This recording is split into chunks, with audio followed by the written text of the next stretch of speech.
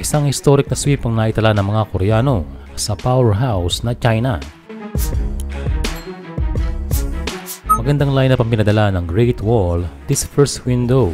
Bukod sa ilang World Cup bets, ay kasama rito ang rising star ni si Fan Baozeng na naglaro sa Brooklyn Nets. Kaya hindi na ay nagbabalik si Joe Chi. Ang wala lang ay si Han Seng-yang, ang sinasabing Chinese Jokic. Para naman sa South Korea ay maraming KBL stars ang kanilang pinadala.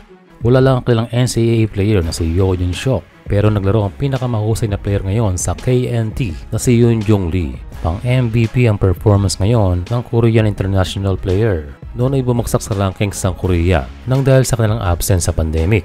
Pero ngayong they are back at tumatalo na malalakas sa team katulad ng Lebanon at China. At ang matinda pa ay wala silang naturalized player, purely local lamang. Well, nakita naman natin na malakas ang firepower nitong SK.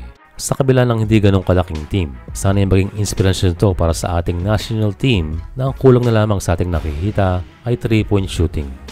And so itong China na napakaseryoso sa basketball, kapag natatalo ang kanilang national team ay panay din ang bash ng mga fans. And tila sila yung naghahanap ngayon ng butas kung bakit natalo ang star-studded na Chinese team. Sa isang Chinese website ay nadamay ang isang Pinoy referee sa pinag-iinitan ng mga Chinese fans sa pagkatalo ng China sa Korea. One of our most hated referees, the one from the Philippines. Well, syempre sinisilip nila ang officiating ng ating kababayan. At the same time yung kanyang mga kasama.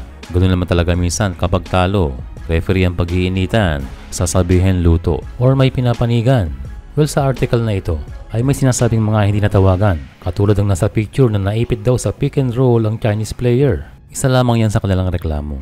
But again, as usual, understandable na masama ang kanilang loob sa pagkatalo. Kaya naghahanap sila ng mga bagay na makakapag-release ng tensyon at stress. But sadly, ang mga referee ang kanyang nakita at markado pa ang Pinoy ref. But again, di niya kayang bawiin ang decision kahit ilang tawag pa ang ireklamo.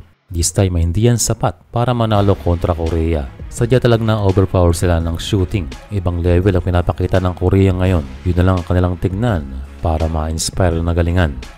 Sa kabilang banda, nagpapakita lamang na ang KBL is not a weak league. Nagtulong ang dalawang top coaches. Ang head coach ay from SK Knights, ang dating coach ni Juan Gomez de Liano. Ang assistant naman ay si Cho Sang-hyun, ang coach ni Carl Tamayo. So na-outcoach din ang Team China. Kung one-on-one talent lang ng mga players ay lamang ang China. Pero pagdating sa system o strategy, dyan lamang ang Korea.